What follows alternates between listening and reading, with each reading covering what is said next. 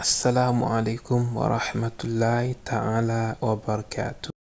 Lorsque la femme du prophète Muhammad sallallahu alayhi wa sallam, Aïcha, fut accusée de fornication, il y avait parmi ses accusateurs des gens qui étaient à la charge de Abu Bakr Siddiq, le père de Aïcha et l'ami intime du prophète sallallahu alayhi wa sallam.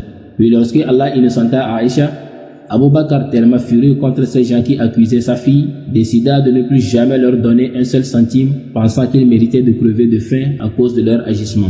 Mais Allah révéla le verset 22 de la sourate An-Nur, la sourate 24, dans lequel il demande à Abu Bakr de ne surtout pas agir ainsi. En résumé, Allah demanda aux personnes qui pensaient comme Abu Bakr de ne pas modifier leur façon d'être généreux à cause de la méchanceté des autres. On est généreux pour Allah et non à cause des autres. Alors pourquoi devrait-on changer notre nature à cause des autres? Pourquoi si je cherche à aller au paradis en faisant tel bien, je devrais arrêter parce que la personne m'a vexé ou s'est mal comportée?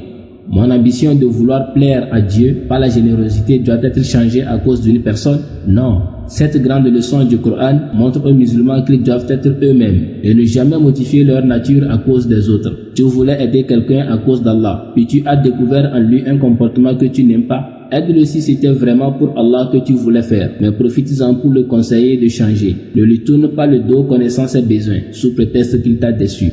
L'islam est une belle religion qui nous enseigne comment on doit se comporter avec tout le monde, même avec nos pires ennemis, afin de faire de ce monde un environnement sain.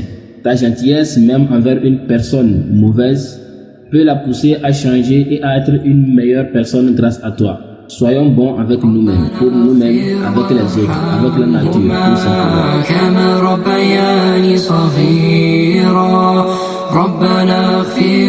votre frère, Bouraïma Misbah.